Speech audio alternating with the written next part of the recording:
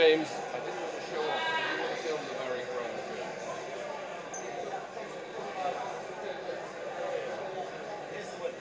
film. Oh, fantastic. Hello, ladies and gentlemen. Thank you so much for coming to... I'm going to move this a bit forward.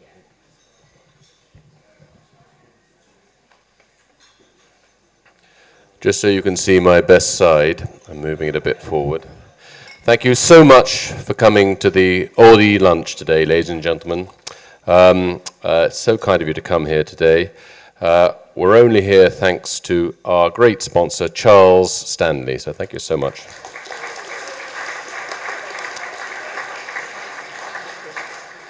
My name is Harry Mount, editor of the greatest magazine in the stratosphere, the Oldie. And I am a poor substitute for the late, great Barry Cryer, who did this job so much better than me. And we publish a weekly joke by him, which still takes up a third of our website hits. Only at the Oldie would a late comedian be top of the charts. And his latest joke, which is doing very well on the website, he was always very good at recognizing his fellow comics. And he talked about an American comic called Alan King, who said, "I'm 62 and people call me middle-aged. How many 124-year-olds do you know?" We've got three terrific writers here today, and the first is one of our greatest historians. At the callow age of 24, he wrote In Xanadu and has written many best-selling histories since, including From the Holy Mountain, A Journey in the Shadow of Byzantium. And his latest book is The Golden Road, How Ancient India Transformed the World. Ladies and gentlemen, Willie Dalrymple.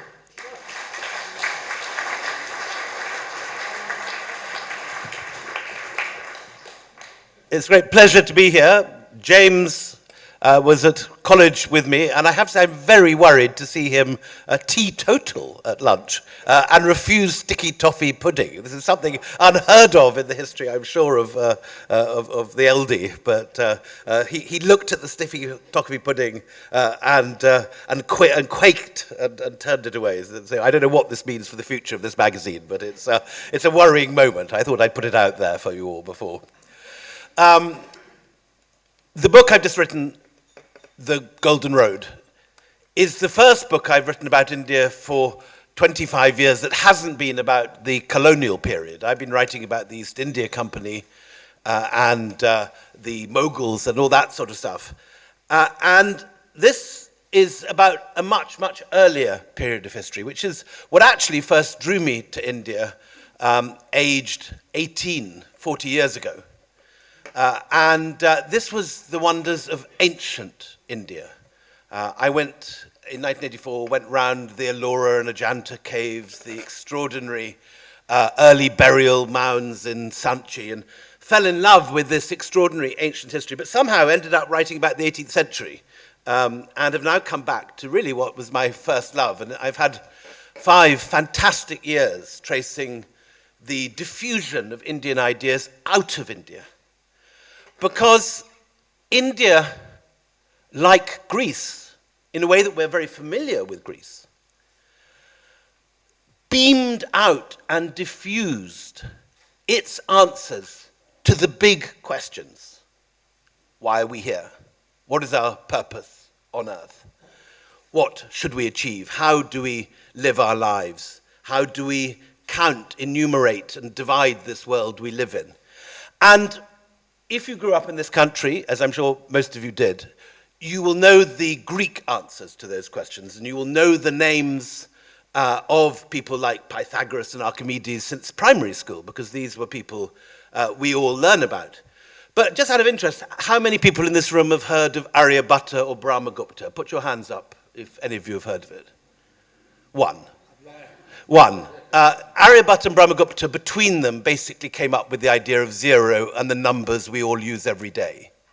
Absolutely essential to modern life, to life in Europe since the 12th century.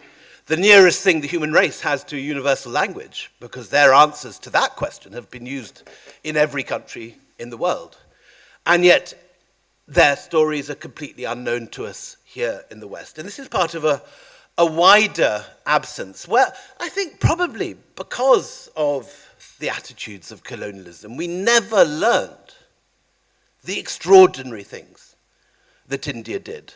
Ever since Macaulay famously said that a good shelf of English books is better than the entire native literature of India and Arabia. This stuff simply hasn't been taught in our schools. And today we'd laugh at Macaulay saying that, but we don't know the Indian stories. So this book tries to bring it all together in one book. It's only, there's 200 pages of notes, but there's only 300 pages of text. And it tries to gallop through India's contribution to world civilizations. And there are various different heads. The book kind of opens with something which, again, I think we're completely unaware of, that India was the Roman Empire's biggest trading partner. Pliny talks about how India was the sink of all the precious metals in the world. Strabo mentions that at one port, Myos Hormuz on the Red Sea, 250 vessels left in a single fleet each year with the monsoon winds to trade with India. And recent figures that Oxford have come up with, based on something called the Mosiris Papyrus, which is an extraordinary set of shipping documents taken out by an Alexandrian shipping owner in the 1st century AD to a supplier in Kerala. From that, they've calculated that maybe as much as 1/3 of the entire Roman imperial budget came from the customs take of the import of Indian luxuries, pepper, ivory, various different materials for perfume, including nard, which, if you remember in the Gospels, Martha, was it Mary, spears on the feet of Christ. Wild animals for the circuses, cottons and silk. And this extraordinary world is completely unfamiliar to us, not least because over the last 40 years we've all been wooed with this very romantic idea of the Silk Road, which I don't believe existed at all at this period. There is a recent map produced in Oxford of Roman coin hoards, and as you can imagine, the coins all over the Mediterranean or the North African coast, all over Europe, thinning out as they go northwards into Germany and Russia and Scotland. But there is this enormous concentration of Roman gold coins found all over India and Sri Lanka. And this is stuff which people just aren't aware of. There is not one Roman coin, however, ever been found in China, other than about, I think there's 6 in a tomb as a decoration. No Roman coin hoards have been found in China. So we need to kind of forget this idea at this period. The Silk Road existed by the time of Marco Polo in the 13th century, after the Mongols smashed a hole through the narrow waist of Asia, linking the Mediterranean with the South China Sea. But in the Roman period, it was India that was the focus of Roman trade and Indian luxuries, that Pliny, who is a sort of familiar sort of harumphy naval commander that you could meet in one of Patrick's books today, who can't see why Roman women want to wear silk or smear this horrible, pungent new substance called pepper all over their food. And this is a trade that goes both ways. We've recently started finding a great deal of Buddhist material in Egypt, raising the question whether Buddhist monasticism, which exists 3 centuries before Christian monasticism, could have been an influence on St. Anthony and the early Desert Fathers in Egypt. Equally, you have Buddhist missions setting off and first taking over Central Asia and Afghanistan, and then traveling over to China. And Buddhism is an Indian religion. The Buddha, who came up with an idea of how you end suffering in the 5th century BC, his ideas spread slowly around North India for a couple of hundred years, and then they ricochet around the world when the Emperor Ashoka makes it the state religion in India. He sends missionaries as far as Cyrene, which is modern Libya, but also all over India to Sri Lanka. And then Sri Lanka itself becomes another base of Buddhism. And you find Buddhism, this set of Indian religious ideas, becoming increasingly popular, not just in India and Central Asia, but increasingly in China itself. And then this extraordinary woman, Wu Zetian, makes it the state religion in China. Wu Zetian is a fifth-ranking concubine in the emperor's bedroom. When the old emperor is dying, she somehow manages to cling on to the crown prince, and so is rescued from the monastery or nunnery into which all the concubines and empresses are put at the emperor's death, becomes the empress herself, having first framed the previous empress and had her murdered. Within a few years, her husband, the new emperor, has mysteriously died from strange illness, and she becomes the only woman emperor in her own right in 3,000 years of Chinese dynastic history. And what she does to back her up against the Confucians who don't like women taking over is she converts China to Buddhism. So very briefly, you have this moment when China takes on an Indian religion as the state faith. And with that comes Indian astrologers, Indian astronomers, and particularly graduates of the great ancient Indian University of Nalanda, which was the main, what the Library of Alexandria was to the Mediterranean world, Nalanda was to Asia. It has colleges set up by different countries across Asia at this place in Bihar, in central India. And it's the Oxbridge, the Ivy League, the NASA of its day, to which students come from hundreds of miles away. At the same time, Hinduism and Hindu ideas are spreading through Southeast Asia. So that the largest temple in the world, the largest Hindu temple in the world, is built not in India, but in Cambodia at Angkor Wat.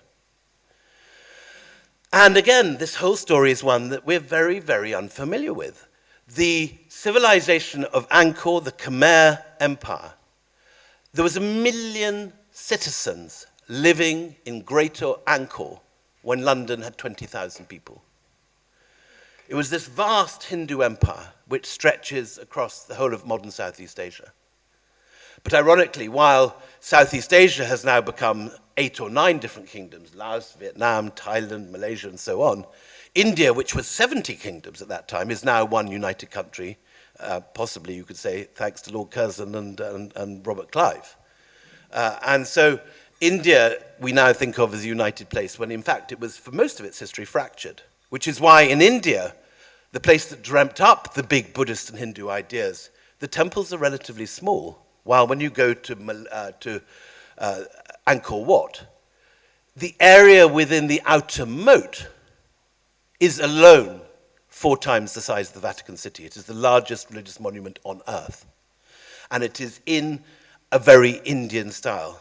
But what's interesting is that India is like, if you like, the garden that produces astonishing seeds, which, when planted elsewhere, grow in strange ways.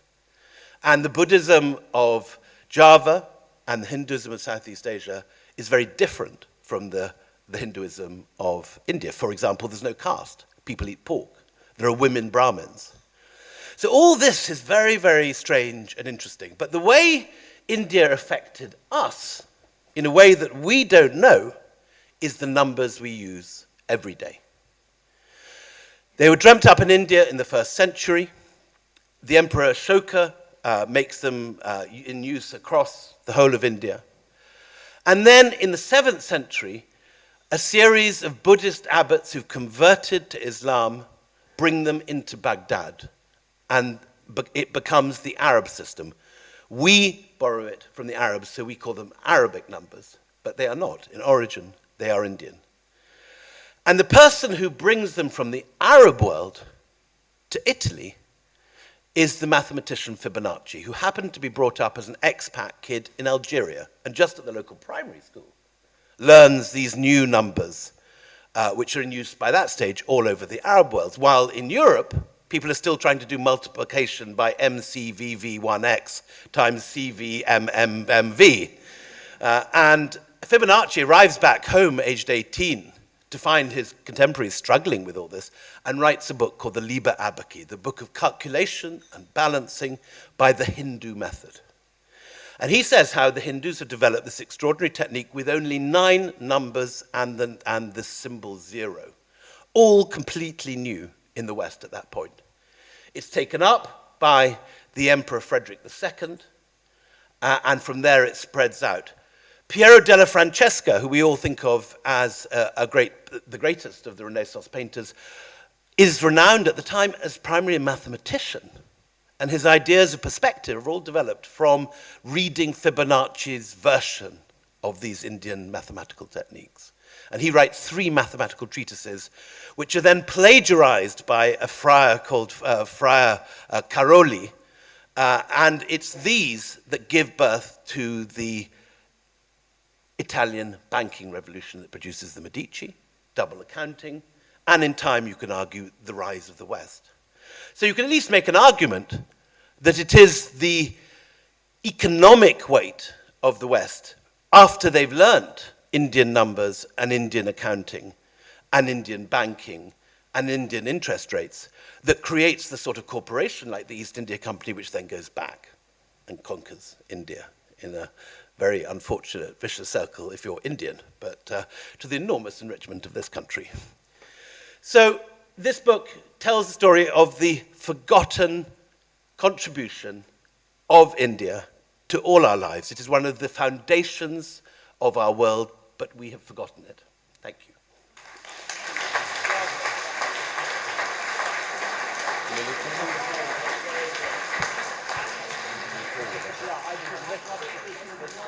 Make sure, I think that's fine, yeah. Thank you so much, Willie. Our next speaker is one of our leading journalists and writers. She had the questionable privilege of sharing a desk with Boris Johnson in Brussels, and her first book was indeed Just Boris, A Tale of Blonde Ambition. She then wrote a biography of Clementine Churchill, Winston Churchill's wife, First Lady, and her latest book is Kingmaker, Pamela Harriman's Astonishing Life of Seduction, Intrigue and Power. Ladies and gentlemen, Sonia Purnell.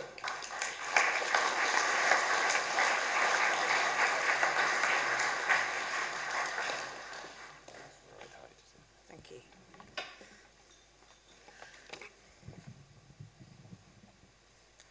Right, this is what happens when you're as short as I am. Thank you all indeed for coming today. This is the first time I've spoken about Kingmaker in public, so I'm afraid this time I do have notes, forgive me.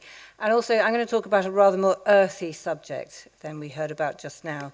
If you know anything about Pamela Harriman, you might know what I mean. In fact, her full names were Pamela Digby Churchill Hayward Harriman, and despite this marvellous name, she is barely known today. And if any of you do know her, as I say, it's probably because you think of her as an epic shagger, which she was. But there's more to it than that. Interestingly, photographs don't always do her justice. I did find a few for the book that give you some idea as to her powers, but it's much more complicated than that. She wasn't ever a classic beauty, and people, including Barbara Streisand, was obsessed. Well, how did she manage to be such a seductress? And she sidled up to her once at an event at the White House to ask her that very question. I'm afraid I don't know what Pamela said in response, but I do know that when Pamela was around in the 20th century, she was born in 1920, to have power in your life, you couldn't acquire it yourself. You had to acquire a powerful man, and that's what she was really, really good at. And how do you acquire a powerful man? You make the powerful man feel like a king, and she was even better at that. And how she did it, a few little tips. She flattered and fawned, and she practiced something called her mating dance, which was looking at someone intently with her sapphire eyes, smiling with her tongue pointed erotically just behind her teeth, and then doing a strokey thing on the forearm. Apparently it worked every time. She also learned just the sort of, I know this is only lunchtime, but forgive me, I'm not going to tell you everything, but if you want to know everything by the book, believe me, it's in there, but I'll just tell you a little bit. She also learned exceptional sexual techniques from Ali Khan. Some of you may have heard of him. And why did Ali Khan know these sexual techniques? Because amazingly, his father sent him as a teenager to a doctor in Cairo who gave him a 6-week intensive course in what you do in bed. So she passed it on, he passed it on to her, and I managed to speak to a couple of the lucky men who were beneficiaries of this. As I say, there is quite a lot of detail in the book. But I'm not even going to tell you which page it's on, you're going to have to find it.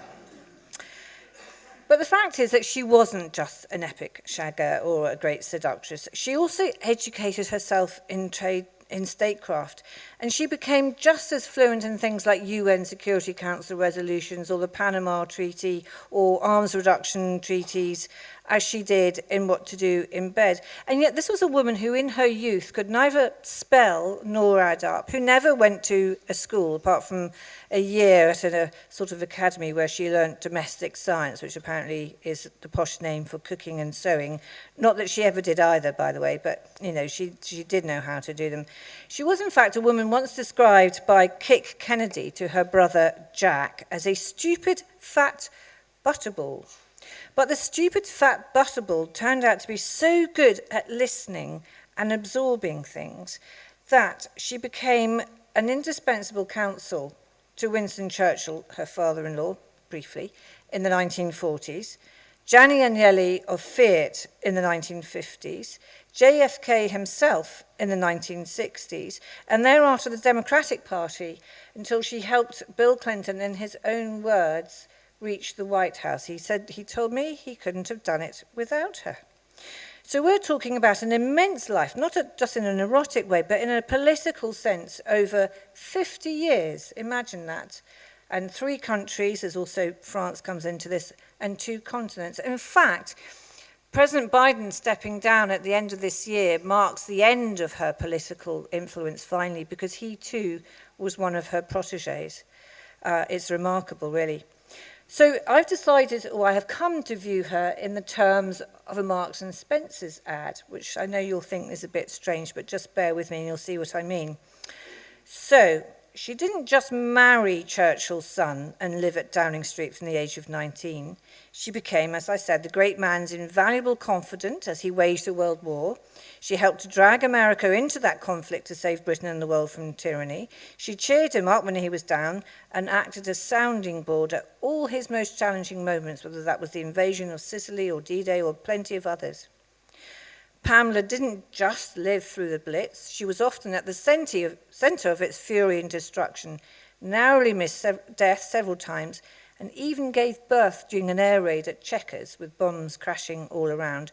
Randolph, her husband and the father of the baby, was meanwhile elsewhere engaged, i.e. in the arms of another woman, and couldn't be found. He was a bit of a bad, and as you'll also find out in the book. She didn't just know everything about the conduct of the war from her privileged position as Prime Ministerial Counsel and friend of the American military. She kept secrets and juggled information vital to victory, and crucially, she helped to smooth out spats between the Brits and the Americans, and there were plenty, not least on bombing campaigns. The Brits wanted to bomb at night, safer for air crews. This was Germany, obviously. The Americans thought there were too many civilian casualties, wanted to bomb during the day. It was a major, major row, and she was dispatched by Churchill to try and find a compromise, and certainly one was found. So on Churchill's account, she didn't just seduce the most important Americans visiting London, Avril Harriman, many generals and so on, woo them round to the British cause. When they went back to Washington, they were all accused of having been bewitched, and extract vital intelligence from them during pillow talk. She helped to create, elevate, and sustain the thing that we now call the special relationship. It didn't exist back then. And where did she do it? Well, she did it mostly between the sheets of the Dorchester Hotel. She didn't just know General Eisenhower. She didn't go to bed with him, by the way. She talked battle strategies with him, though, often invited him to intimate dinners in her apartment in Grosvenor Square. And in return, he did her washing up. She didn't just know Ed Murrow, the CBS correspondent. He fell for her as the great passion of his life. And she helped him sustain the British line with his famous broadcast from London. You know, this is London, very often very, very pro-bit. Brit, she would feed him lots of vital info.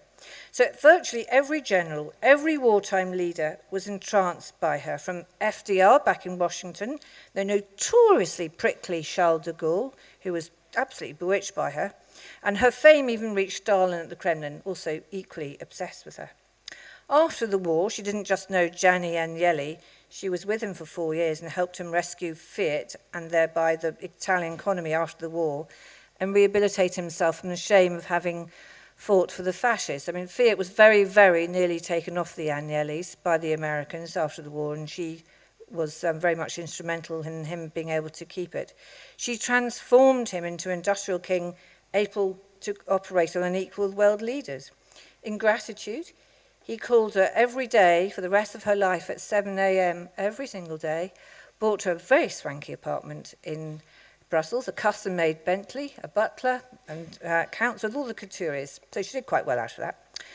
She didn't just know Frank Sinatra, he proposed her and flew her around on his plane. She didn't just have an affair with the notorious cold fish Elie de Rothschild. He fell for her and wanted to give it all up until she bailed on him. She didn't just marry a Broadway king. He was the one who brought us The Sound of Music, Leland Hayward. She didn't just fervently believe, on a more serious note, in finding a way to bring the Cold War to an end through opening new talks. She took part and was the lead speaker in a historic meeting with Andropov in the Kremlin in 1983 that planted the seeds of the great 1980s rapprochement between Washington and Moscow. Maybe we could do with someone like Pamela now. She started off disliking feminism, many people did, even women of her generation. She didn't just become a convert, but she became a champion of women in public life and the first female American ambassador to Paris. There have only been 2 even now, and I met the most recent one last week. Sorry, there's on the 3rd one now, but there were 2 after that. Incidentally, she was so unusual that no one quite knew whether to call her Madame l'Ambassadeur or Madame l'Ambassadrice. Only Madame l'Ambassadrice made her sound like the wife of the ambassador, so she was very, very strict. She would be Madame l'Ambassadeur. And finally, she didn't just get into American politics, she rescued the Democratic Party after its wipeout to Reagan in 1980, and by, as I said, Clinton's own account, got him into the White House 12 years later, ending the party's long losing streak. She promoted him, she counseled him, she told him about international statecraft. After all, she'd learnt it from Churchill. She really made a difference to his life. Oh, and by the by, she also helped young Senator Joe Biden weather his storms, telling him that the 1988 row over plagiarism when he went for the presidency at that point was just a wrinkle in his career, and in the long term, he would come back. Well, she was right about that. She even helped Nelson Mandela in his first multiracial elections in South Africa. No one knows about this stuff. This is all in her private papers. It was completely hidden from public view. And she didn't just become an ambassador to France, as I said, she was a unique go-between between Clinton and Chirac during the Bosnia War. Both sides claimed that it would have been almost impossible to have the alliance that they had in order to bring that conflict to an end without the understanding that she had of both of them. She was a brilliant go-between that made, again, each man feel like a king, each man feel like they were getting their own way, but she somehow came out with an agreement that pleased them both. She believed, by the way, utterly in the global leadership of the United States and worked jolly hard to sustain it. Chirac compared her to Franklin and Jefferson in her diplomatic powers when she died. And one last thing, her life ran the gamut of the most intense emotions. Excitement, she had plenty of that. Anxiety, also plenty of that. Fear, ambition, love, jealousy, betrayal, some would say greed, certainly heartache, illness, but ultimately loneliness, a true killer. Sometimes when you have in a life as exceptional as that and you make a splash in the way that she did, you find yourself at the end on your own. You see, she didn't just have enemies. Ambitious people often do. She had people, quite a few people, who loathed her and who wanted to destroy her and who actually trashed her reputation, something that I've been trying to sort of, overturned just a little, because it turns out she wasn't at all the woman that people used to think she was. And on that point, actually, those who worked closely with her admirers often, she had people, they didn't just admire her, they thought she was a one-off in history. They were right. And whether you were a world leader, a general, a diplomat, a lover, or even an enemy, she was unforgettable. And yet, as I said, like so many astonishing women, history has buried her or misunderstood her worth. I think Kamala Harris, in the position that she is now, has a lot to thank Pamela Harriman for. I know that Hillary Clinton did. They were quite close. And I'm just hoping that I can change her reputation for a wider audience. Thanks very much for listening.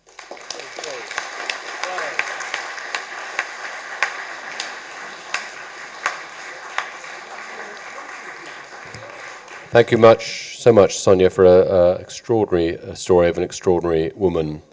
Our last speaker is one of our leading foreign correspondents and writers. He spent 25 years as a foreign correspondent in conflicts around the world, and his books include books about the Royal Air Force during World War II, Fighter Boys and Bomber Boys, 3 Para, the British deployment to Afghanistan, The Man Who Was Saturday, about Airi Neve, and his latest book, which has just come out to chime with the 80th anniversary of the liberation of Paris, is Paris 44, The Shame and the Glory. Ladies and gentlemen, Patrick Bishop.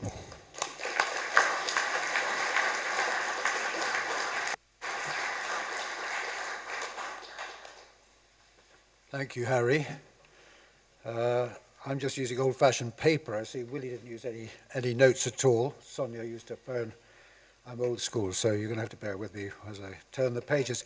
On the subject of Pamela Harriman, when I was based in Paris for the Telegraph, I was flush enough to join the Ritz Health Club, and I used to go and have a swim in the morning in the Ritz, and there Pamela Harriman would be sort of doing her lengths up and down alongside me. I felt very privileged. Even at that, she must have been getting on a bit then, and she still certainly had some allure, and indeed she died in that or had a fatal heart attack, I believe, or embolism or something in that very pool.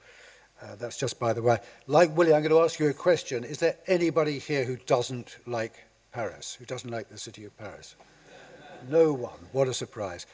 But it's amazing, isn't it? I mean, after all these years, after all the competition that Paris now gets from other cities, it's still got a place in our hearts. And I think if you like Paris, you're going to like this book. So it's about many things. It's about the liberation, but to understand the liberation, you have to understand the years that went before. And so a lot of it is about French society and French politics, done, I hope, in as entertaining a way as possible. So it's about resistors, about collaborators, about heroism, about cowardice, and as the subtitle says, the shame and the glory of that liberation story of those incredible days just over 80 years ago.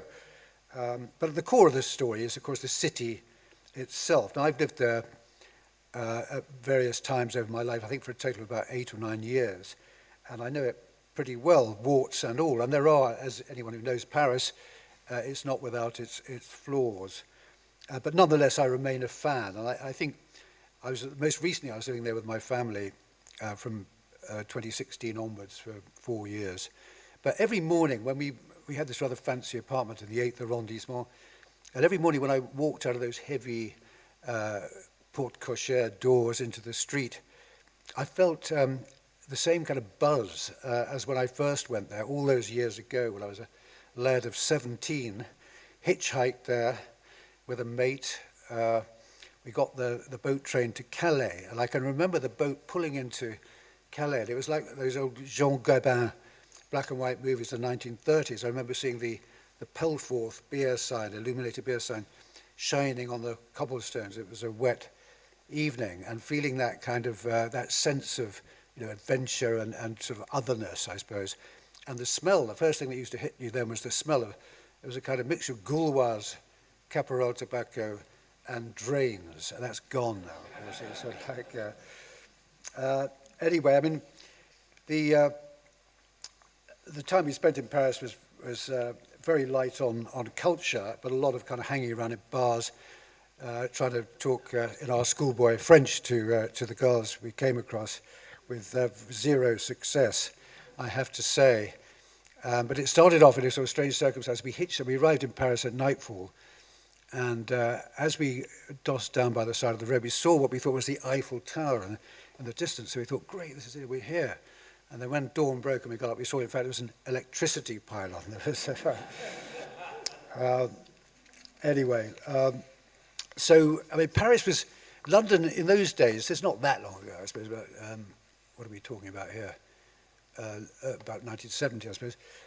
London still had bomb sites in those days, big sort of gaping holes in the townscape where the Luftwaffe bombs had dropped. But Paris was still remarkably intact, and you didn't really get any sense of the war there. But bit by bit, I noticed these little plaques set in the wall. Everyone has seen them, I'm sure, on their trips to Paris, these little marble, rather discreet marble monuments, which say, ici est tombé so-and-so, a man or sometimes a woman, often very young, mort pour la France. And so that sort of gave me an idea of the drama of the liberation. And the liberation really was a big, big thing. When you think about it, Paris held this special place in the world's imagination. The fate of other big European cities, Warsaw, Amsterdam, they didn't mean as much as the fate of Paris. So when Paris fell, without a shot being fired, it must be said, the behavior of the French army is one of the elements of shame that I write about in the book. Half the world, the free world, mourned, because Paris wasn't just a place, it was an idea as much as anything. It was associated with pleasure, with creativity, with art, but also with tolerance, with love. And these were all the things the Nazis wanted to smash to pieces. So when it was freed again, it was as if a light had been switched on again.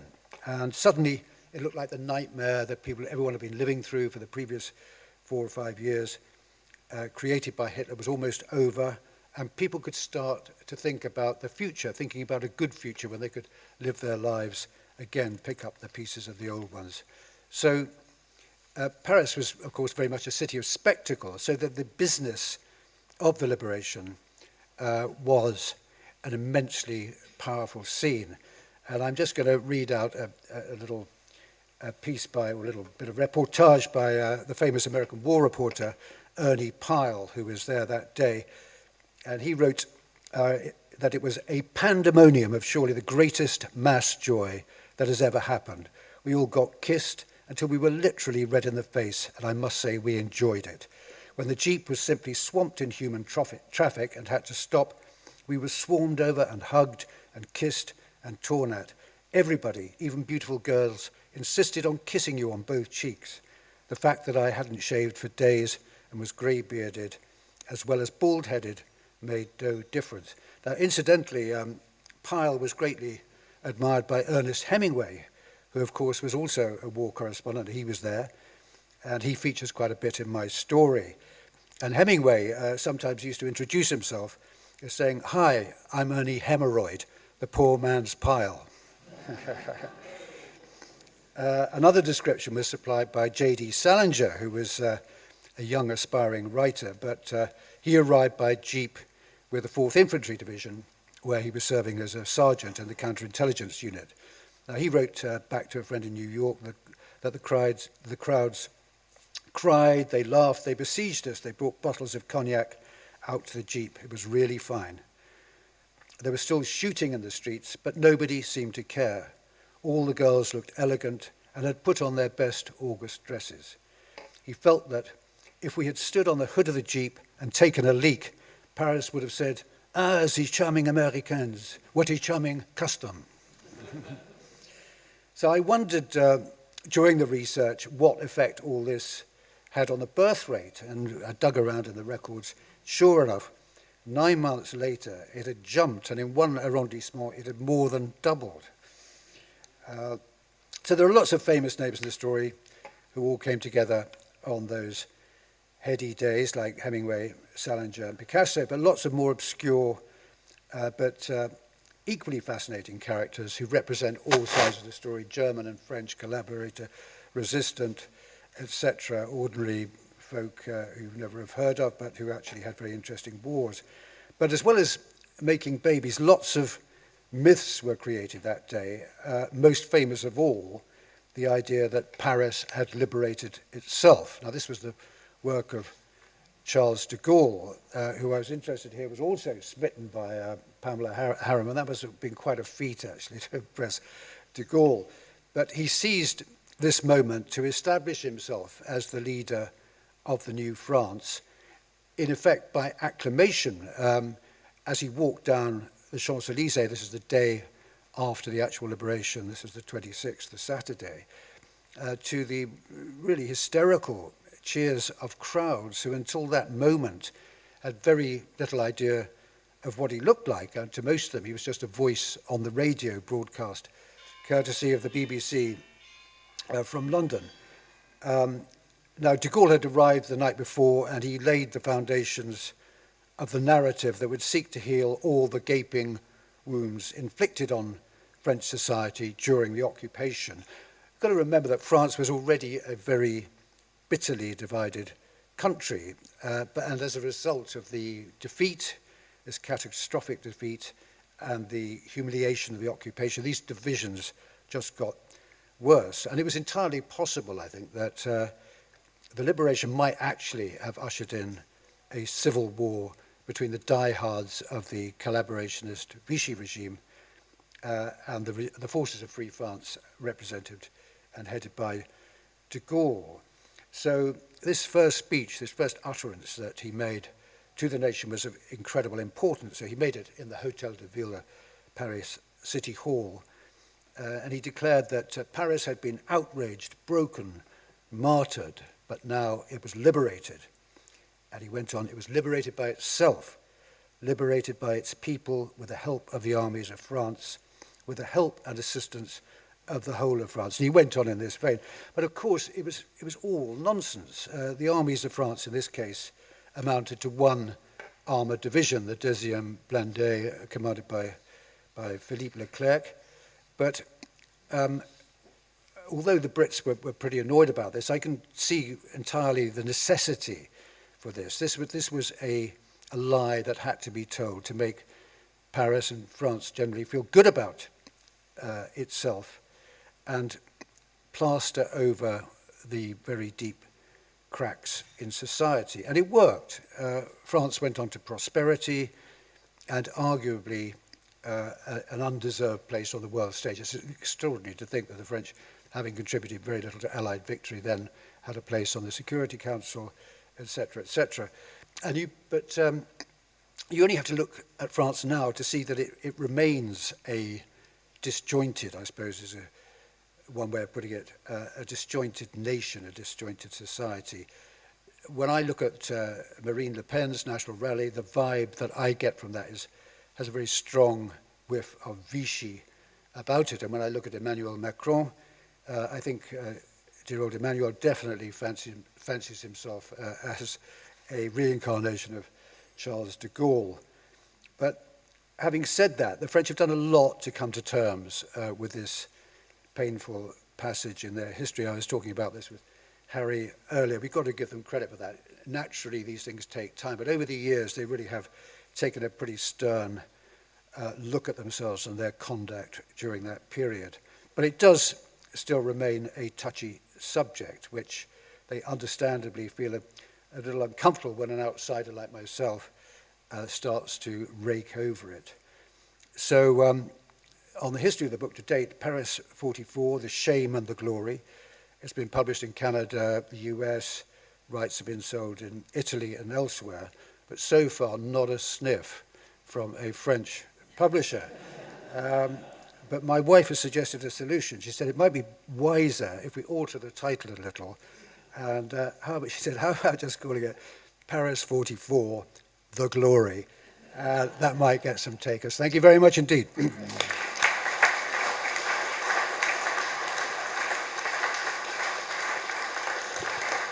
Thanks so much, Patrick, and thanks so much to all three of our speakers. I'm afraid Willie Dalrymple had to go off to Bury St Edmunds for another speaking engagement, but he has signed books for anyone who wants to buy one. And all three of our speakers will be not where they were before lunch, just outside these doors behind me to sign their books. The last thing is the winner of the Charles Stanley Prize draw for a fantastic Fortnum & Mason hamper, and the winner is Richard Bond. Well done, sir, and you can collect your hamper where you were before lunch in that room, but thank you all so much for coming to the Oldie lunch. Thank you so much.